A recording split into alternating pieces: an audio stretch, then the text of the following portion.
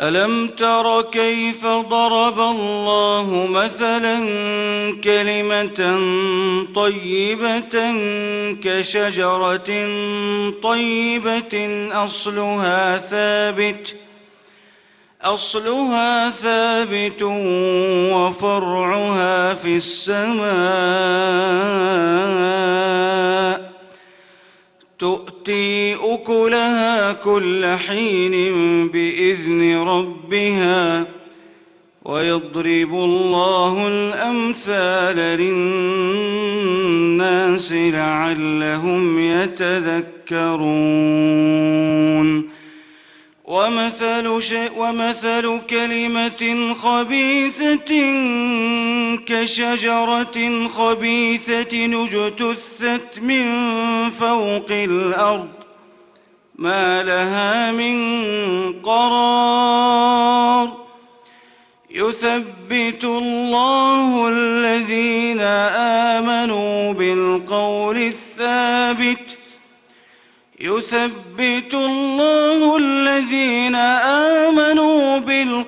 الثابت في الحياة الدنيا وفي الآخرة ويضل الله الظالمين ويفعل الله ما يشاء. ألم تر إلى الذين بدلوا نعمة الله كفرا وأحلوا قومهم دار البوار جهنم يصلونها وبئس القرار وجعلوا لله أندادا ليضلوا عن سبيله قل تمتعوا فإن مصيركم إلى النار. قل لعبادي الذين آمنوا يقيموا الصلاة وينفقوا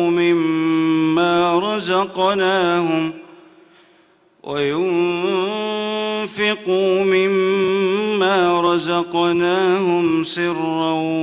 وعلانية من قبل أن يأتي يوم لا بيع فيه ولا خلال.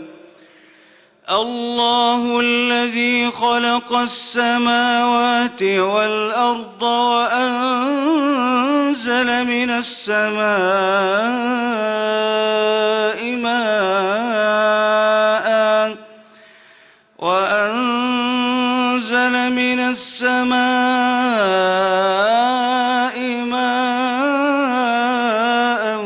فأخرج به من الثمرات رزقا لكم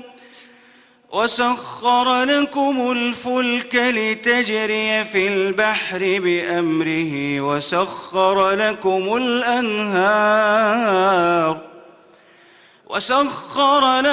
الشمس والقمر دائبين وسخر لكم الليل والنهار وآتاكم من كل